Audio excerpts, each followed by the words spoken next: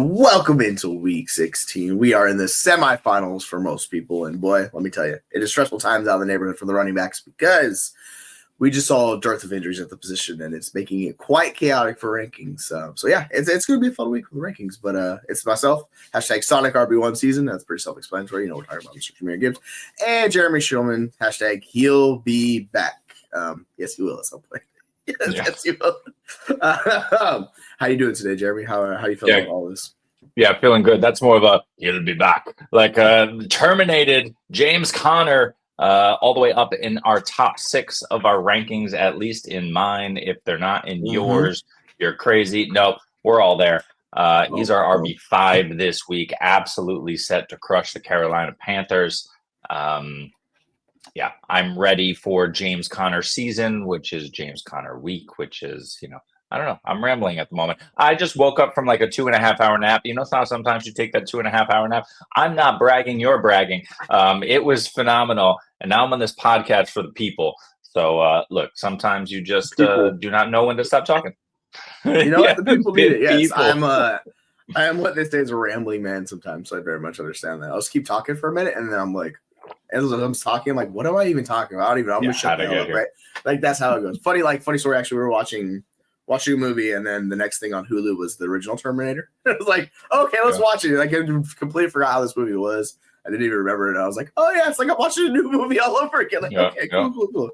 Oh, but yeah, so that's a good reference for that. Yeah, enough talking. All right, let's do this fun stuff. Let's just get into these running back rankings.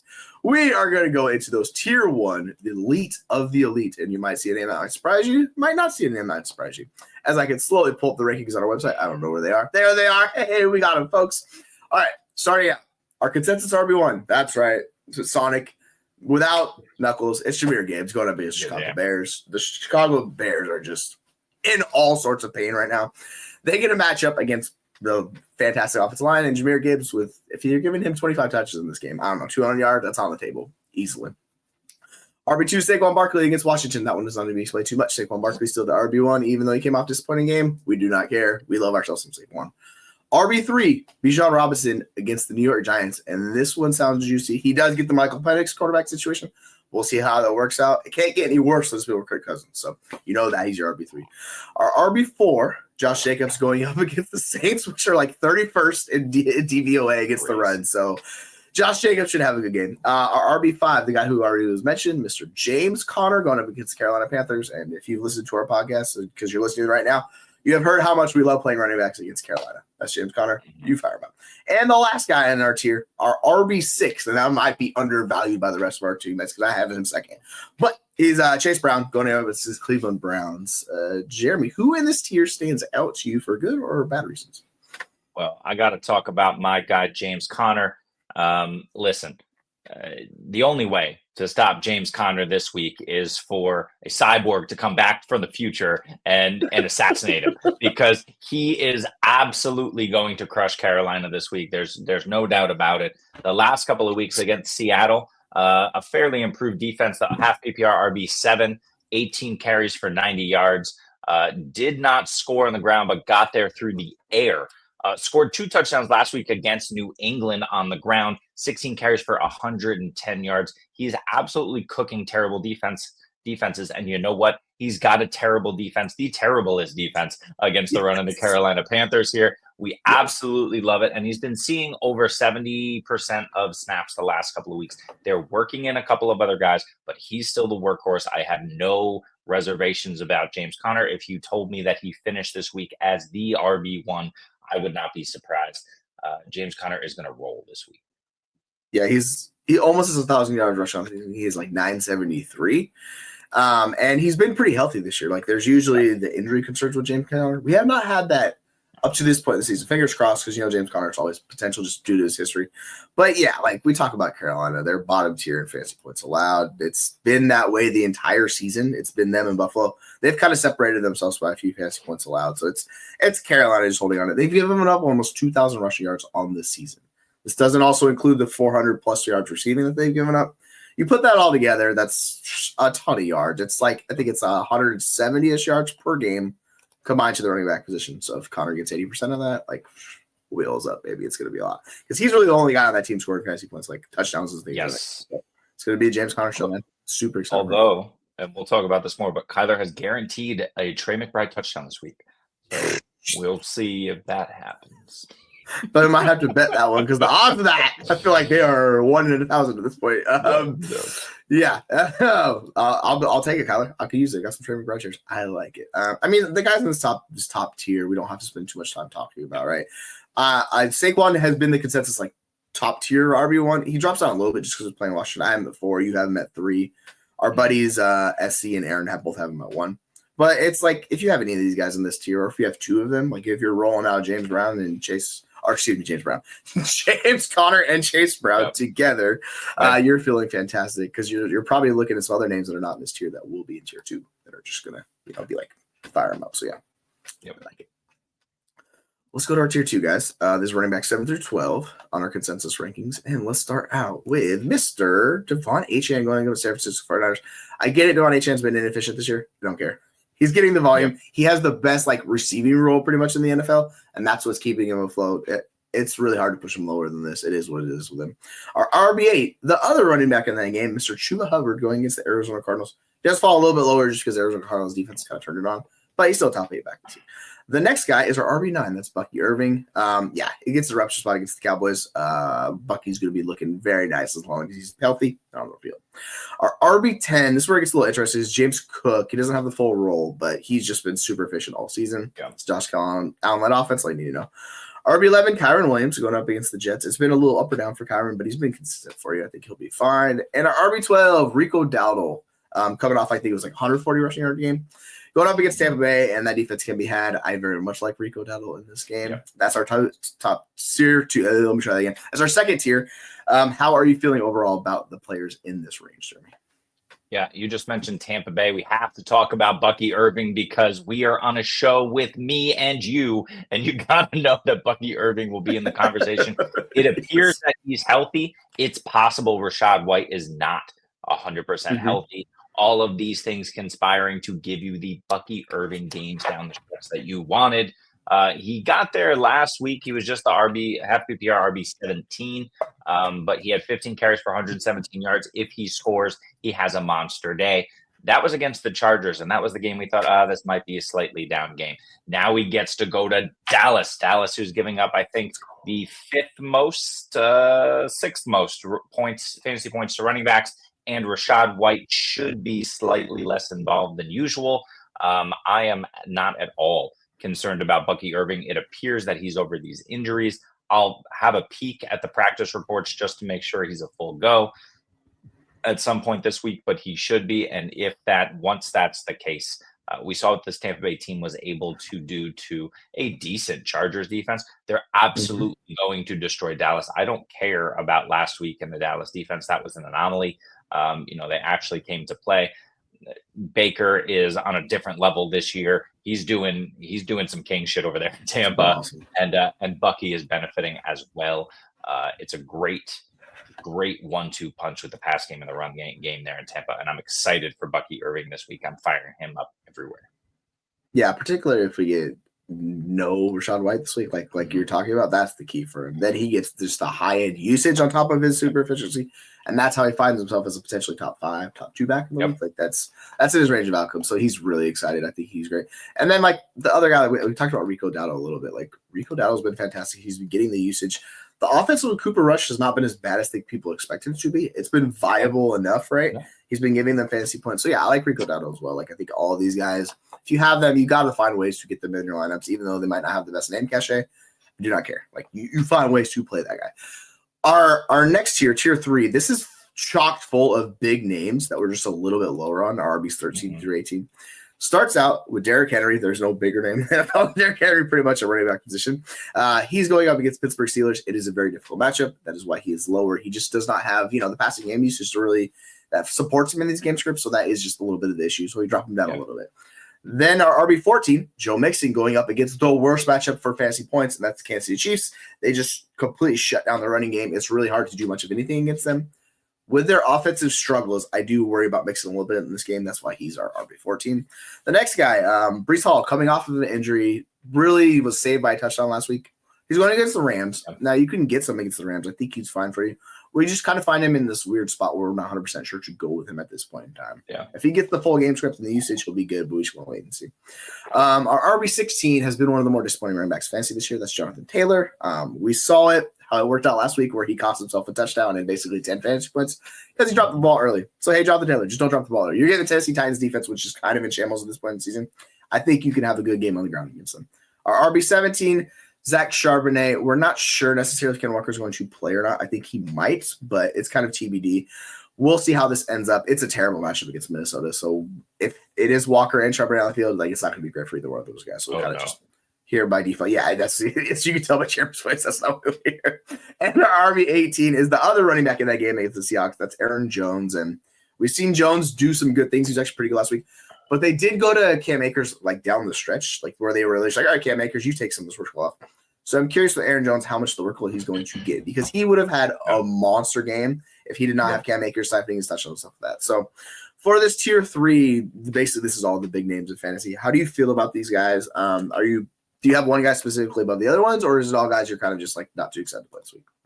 Yeah, I mean, we'll talk about a few guys. I don't mind Breece Hall at all. I think he can get there. He's my RB12, but we have him down a little bit, specifically you and Aaron, just because of, we don't know how healthy he is. We're not sure exactly what's going to go on with this offense and the scheme. And we know that Aaron Rodgers has been cooking specifically to Devontae Adams. So when that's been working, it's not a problem. But why can't these guys get down to the 3-yard line a couple of times and have Breece Hall punch it in? It's certainly possible.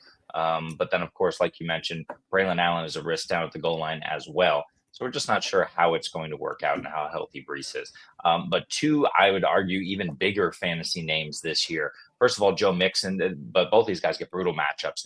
Mixon is at Kansas City, potentially no Patrick Mahomes, but it's looking like right now that he is going to play. Either way, I think the offense is going to be slightly limited. It's been limited all year. It's going to be even limiteder. And that means that, Joe Mixon is going to be viable and in play all game. The problem is he's got that, I believe it's an ankle or a knee. He's got some sort of lower leg injury where he was hip dropped in the middle of the game last week, came out, went back in, came back out. So he's not 100% healthy. So there's concerns there, slightly downgrading him. And then, of course, Derrick Henry.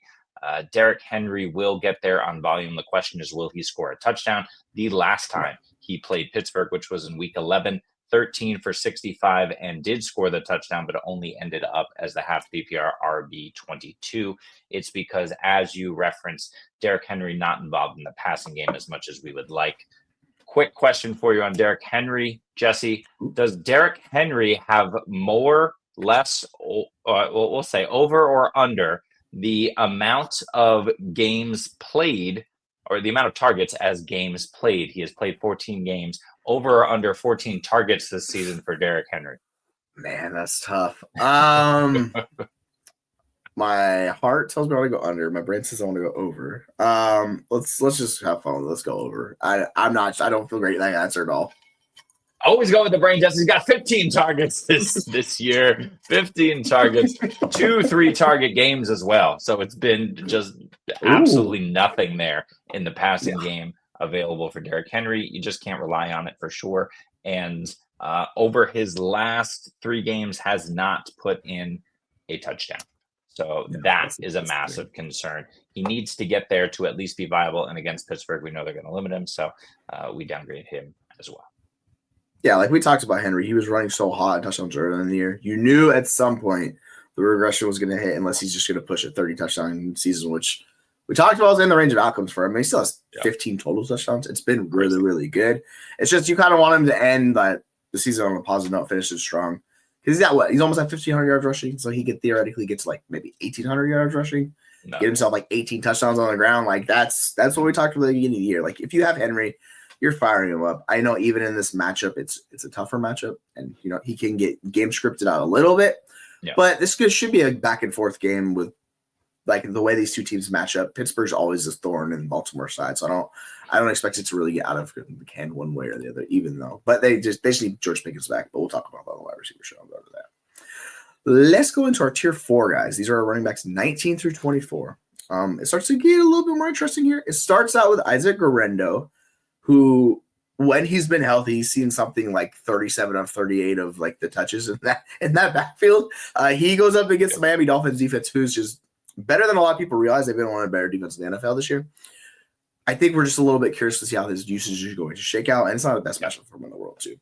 The RB20 is Bijan Robinson going up against Philadelphia's defense, which is really tightened the screws the second half of the year. It's going to be a tougher situation for Robinson just because he's not the high-end pass catcher on top of it, too. So it's kind of a similar thing to Derrick Henry, like in non-positive game scripts. How does it work out for him? Our RB21, this is our second Tampa Bay running back. Rachaad White, if he is not playing, then obviously he's going to drop down significantly. Bucky rises up. But like we've seen in his role, he still finds ways to get touches in the goal line. And you know what? He finds the end zone a lot. So top 20 running back, that makes sense to me. The next guy is filling in for Nick Chubb. Jerome Ford. I'm not sure he's RB22. He's going up against Cincinnati. It's an ideal matchup for a running back. Yep. What I am curious about with Jerome Ford is because I want to push him higher, but my thought process is maybe Donta Foreman gets the goal line work. It doesn't work out for him. So we'll see. I think he's viable for you if you need to fill him in. Like he's a solid back end RB2 for you. Our RB23 is your guy, Tony Pollard, going up against the Colts. Should be a good game for him, man. Like I think he can have a really good game for him. He's RB2. With how Tajay played last week, that's the question. He's coming off an injury a little bit, so that's why we're still a little bit lower on him. We'll see how it shakes out, but I like him this week. And the last guy is Ramondre Stevenson, RB24, going up against the Buffalo Bills. And we talked about it all year. Buffalo Bills bleed fantasy points to running back. So as long as they can stay in this game, because that Buffalo offense is on a heater right now, if they do not get blown out, I like Stevenson to be able to give them a shot and give them some good fantasy production. So for the guys in this range, who are you a little bit worried about and who are you in on this week? Yeah, totally agree with you on Ramondre. He'll just need to do that in the first quarter and a half because outside of that, the game will be over. My Patriots have no chance. But yeah, two guys. First of all, Tony Pollard. I cannot not mention Tony Pollard against Indy. 21 and 17 carries the last 2 weeks. Got there 17 carries and a touchdown last week. Of course, he had to come out of the game because of those injuries. Yep. You hope that he's good enough to go. But if he gets that workload against Indy, that should be nice as well, and he should be better than 2.65 yards per carry. You would hope so. So I'm firing him up. But let's talk about Isaac Guerendo. The problem isn't Isaac Guerendo or his usage. His usage is what we want to see. It's roughly 15, more so 20 touches a game like he got last week. The issue is Miami's defense. Miami's defense has been better, for opposing running backs. They're just middle of the road, but they're giving up the fewest fantasy points to quarterbacks, the second fewest fantasy points to wide receivers. They're absolutely locking it down. Part of that in the beginning of the year is because you didn't need to score on the Miami Dolphins because, they were just not scoring because Tua was out for an extended period of time. Part of that, it was after Tua came back and was absolutely lighting it up. So this defense has been really surprisingly good against opposing fantasy players, and Isaac Guerendo and the reeling San Francisco 49ers are going to be no different. I think he's going to struggle in this one, but he struggled last week against the Rams, still ended up as RB26 and half PPR, 16 for 57 on the ground, another 4 catches for 18 yards. I mean, you don't hate that line. You'd like to see a touchdown. I think he can get at Miami, but I don't think he's going to absolutely go nuclear in this game like he did a couple weeks ago. Yeah, that's the thing. Like, right, you see that and you're kind of like, can it work out for him? Yeah, it could work out for him. They're rushing like EPA is fine as far as like per attempts and things of that nature. It's just, it's missing a little bit. I think of the running backs they have that are healthy on the roster right now, like Guerendo is clearly the guy that gives them that. So as long as he's healthy and gets the workload, I think he'll be fine. It's just more of the ceiling seems like it's capped to this game, unfortunately. Just kind of, is what it is in this range. And this is why he falls into this, back end RB2. But there's upside attached to him. I think you can do pretty good with him this week. Let's jump to our tier 5 guys, RBs 25 through 30. It does start to take a nosedive down a little bit here. There are some popular names, and for certain reasons we can get into why they're in this range. There's RB 25. This is my guy, Tyrone Tracy. Going up against the Falcons defense. The Falcons defense has actually been really good against running backs. The problem is like their quarterback situation. I think Drew Lock is the starting quarterback this week. So, you throw your hands up, shake, and hope it works out. I think Tracy can get there if he gets the receiving volume, but it's been kind of up or down for him. It's not consistent. So he just falls into this range where you could play him if you want, but you likely have better options. RB 26, DeAndre Swift going up against the Detroit Lions defense, which has suffered an insane amount of injuries. We don't have the time to list all the injuries they've been through, but they are ravaged with injuries. The thing is, they're still just stopping teams, and they're still not giving up fantasy points to position. So it's going to be really hard to talk yourself into playing Swift. But yeah, like a couple of weeks ago when Chicago had that furious comeback against Detroit, like that game worked out really well for them. I think there's a little hidden upside against this Detroit defense because they're so depleted. But overall, it's still not an ideal matchup. RB27, Isaiah Pacheco. We're just waiting to see the workload with him. He gets Houston this week.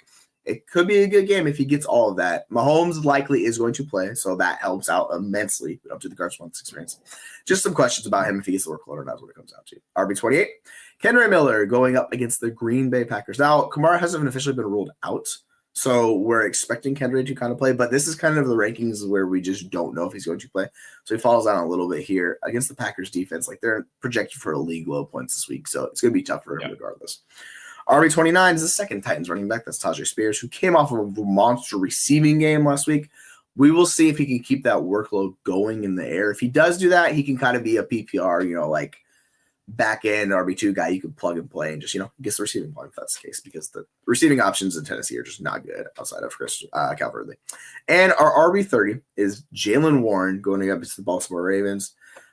The thought process is PPR, right? Like similar to Tajay Spears, you want him to get a bunch of receiving work in this game because it's going to be very hard for them to run against that front. So of the guys in this range, kind of who are the guy you play in and maybe guys you're not interested in playing in this tier 5?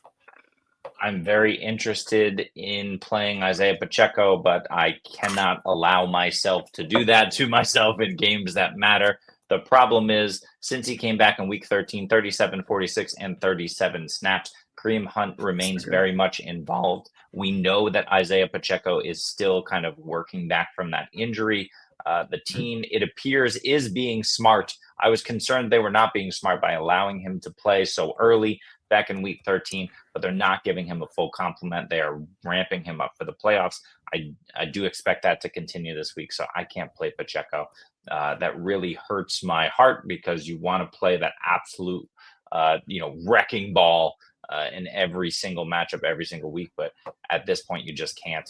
And then the other guy is DeAndre Swift. I really want to play DeAndre Swift, and I think I can because last week against, like you've been saying, a very, very difficult Minnesota matchup, he nearly got there, finishes RB27, 19 for 79 on the ground, but was tackled at the 1 twice.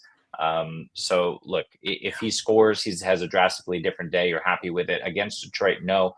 We don't necessarily want to play running backs, but Detroit has moved from the worst running back matchup to now the 6th worst against fantasy running backs over the last couple of weeks. It's likely those 21 guys on IR for the Detroit Lions. It's been an absolute horror show for them the last couple of weeks. So look, it is what it is. They're rolling out guys in their linebacking core I've never heard of. Now Alan McNeil is also done for the season, right? So he's kind of that rock in the middle for them. Got a good pass rush up the middle, but at the same time, he's just a guy who you can't really move around too much in the running game. So we'll have to see how they, kind of replace him. But the thing is, DeAndre Swift has looked so good in spurts that am I confident and comfortable playing him? No. But in a pinch, I'd play Swift, and I can play him over Pacheco as well. Yeah, that's kind of the thing. Like you referenced it, all the injuries and stuff. It's taking its toll on that Lions defense, where it's not as terrifying as it was at the beginning of the year when we're like, you do not want to play running backs against them. Aaron was famously saying this early, like just don't play them against them, right? Yep. Now you can talk yourself into it, and this is talking about with Aaron Jones. Like if he would have got those touchdowns, like he could have had a monster game against them. Like it's just sometimes that's how it goes with these guys, where if you don't get the touchdowns, it is what it is. I think Swift's a decent receiver, so this game's going to shoot out though. Like the Lions are going to force it to shoot out. So I think the thought process is here, as long as if Caleb Williams, that offense keep up, Swift can kind of get there in the receiving department. It's tough. And to your point on Pacheco, I think he's just the outside player, right? Like if he gets the workload against Cleveland, that Cleveland offense is probably going to score 15 points maybe in this game if they're lucky. So it's just a little bit tougher against them, but it is what it is. It's solid. We're starting to get against the weeds here as we go to our tier 6, our RBs 31 through 36. Yes. It's like, guys, we'll probably do this tier, then we'll do best of the rest because we're just really getting into backups at this point. Our RB31, we have RB31 and 32. These are both Jaguars running backs back to back going up against Vegas. It really comes out to game script and how these guys are playing. If they get out into a lead, which they could this week against Vegas, it's going to be a Take Bigsby show. If they're not, then Travis Etienne I think Travis Etienne had, like 18 touches last week. Travis Etienne can play a really big role in this game and be a surprising player because Vegas defense is not good. So I prefer Etienne if we're going to do this, and I probably need to switch my rankings on the two of them, but that's where they are on those. RB33 is the other half of the Pittsburgh Steelers backfield. That's Najee Harris going up against Baltimore. Really think it's just a low floor play this week. The ceiling just does not seem like it's there. Yeah. Because they're probably going to be trailing in this situation. It's going to be tough to play him. RB34, Javonte. I mean, I don't know who in their right mind is doing Javonte this week. It's been so tough with him. The Chargers are still not a good matchup, so it's going to be very hard to talk yourself into Javonte Williams. Our RB35, this is Gus Edwards going up against a Broncos just stout front, and Edwards has just been abysmal. That's a fair way to put it on the ground. He's just been super inefficient, not good. So I'd almost rather swing big on the other running back in the backfield who's a little farther down, combined with it all because he's seen all the snaps. But yeah, if you expect him to get a goal line touch and maybe walk in the end zone, that could happen for Gus Edwards, so I can see the thought process there. And our last guy in this tier is Tyler Algier going up against the Giants, and we expect, because he's kind of the hammer in the backfield, right? We expect him to be the guy in the second half. If they have a big lead, they are just going to just hand it to Tyler Algier and run with it. So how are you feeling about the guys in this tier? What's your thought process overall with these guys? Yeah, it's really tough because I have a fair amount of Najee teams, and it is unfortunately a bench Najee week. Mm-hmm. He got there last week was a bench Najee week against the Philadelphia Eagles. He got another one coming up next week against Kansas City. You cannot play Najee Harris in the fantasy playoffs, and it absolutely sucks because he was such a rock solid RB2 who was going to basically carry you there with a bunch of other studs in your lineup. Look, unfortunately, last time when Najee played Baltimore back in Week 11, he was RB17, half PPR. It's not bad. The volume was there, 63 yards on the ground. He actually saw 5 targets in this game and 30 receiving yards through the air. But Jaylen Warren was also back, and Jaylen Warren was also involved in that game. And it still worked out mostly for Najee. I don't think that's the case here in Baltimore. I think Jaylen Warren's going to get more run. This offense is struggling. I mean, it will depend if George Pickens plays or not. We see what happens when George Pickens does not play. This offense stagnates, and against a great defense like Baltimore, who you can get over them in the pass game, you cannot get over them in the run game.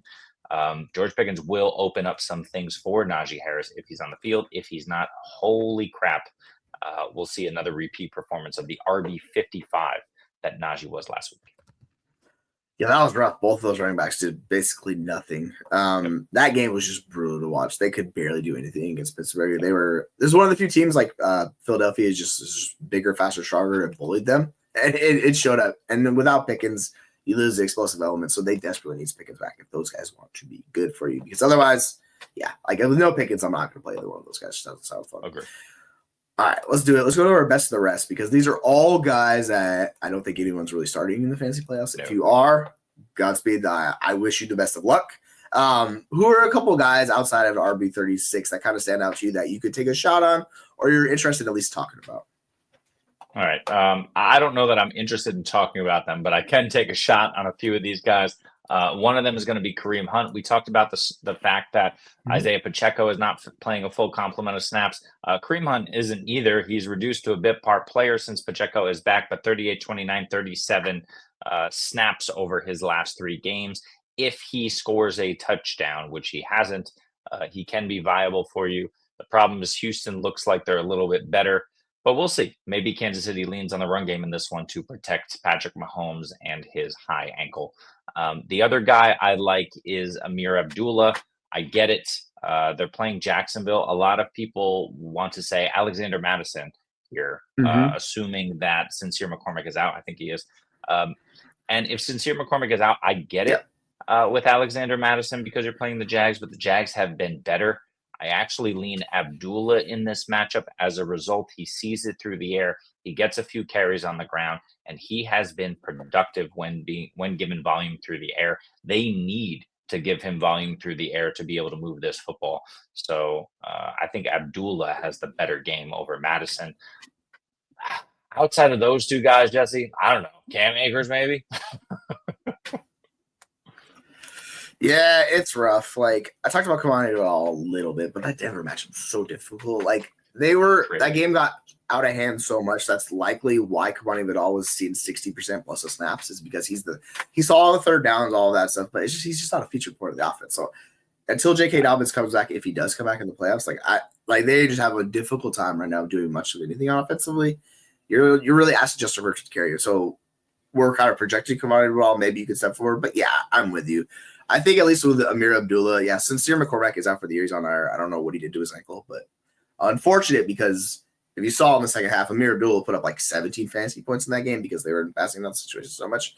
Could have been a really good day for Sincere McCormack, but in this situation, if they are trailing, which they could be against Jacksonville, you can see Amir Abdullah have a good game. So I think the upside is really those guys where you're not going to get anyone stepping into a massive workload, but you have potential with these guys. If you want to do, throw a real big dart throwing on Ty Johnson late against New England because they're so bad against the run, I could hear you out, Sure. But we're really just throwing darts at this point with these players. So, stay attention to a few of these guys because we're already seeing a lot of these guys like Jerome Ford steps into the backfield role. I will say in the best of the rest, if there are guys you think can step into a role, go pick them up, just put on a roster. You don't know how the rest of the league's going to go out. Maybe have a guy for next week. But yeah, it's kind of rough right now with this range. I do have one more name in the best of the rest. Any healthy 49ers running back. 4 minutes ago, Isaac Guerrero, hamstring, will not practice today. It's an injury from the game last week. Crap. Yikes. Yeah, that's not great. That's not what we want to hear, folks. Yeah, the 49ers running backs are absolutely cursed this year. It's not going well for them. Yuck. So, yeah, you're dealing with Patrick Taylor. You're dealing with freaking Izzy Canada. Like, he's not even active. So, it's just rough. It's one of those guys. It's more than likely going to be a split. And we have no idea how that backfield shakes out. So, if Guerrero misses the game, this is actually one I'm not super excited to play either one of those guys just because we don't know how it will go. And it's not a great matchup. So, yeah. So, it just sucks. But, if you're desperate and you're like, I got no other running backs, pick them up, dude. Just go pick them up. Stash them. You can't do any worse, right? You can drop them the week. So, sure. Yeah, that's enough. Sure. Yeah, exactly. that's enough of us rambling about these hashtag garbage fantasy running backs that no one's really going to play. So that's our top 36 running backs this week for, semifinals. So hopefully, you have the running backs that are ranked higher and we're helping you if you're stuck deciding between a few positions. Hopefully we're sort of weighing you one way or the other to which guys to go with. But yeah, that's the first episode coming out. We're going to be doing wide receivers tomorrow. Quarterbacks and tight ends will round it out. And then we'll be moving on to, all the fun other stuff we do the rest of the week. So yeah, that's a wrap, folks. Jeremy, you want to say anything else? Or you just want to get out of here? No, I just want to say this. I hashtagged your hashtag. Well done. Yeah. Goodbye. Yes, hashtag. For those of the podcast, garbage running backs, I know is going to play. There it is, folks. We will see you later.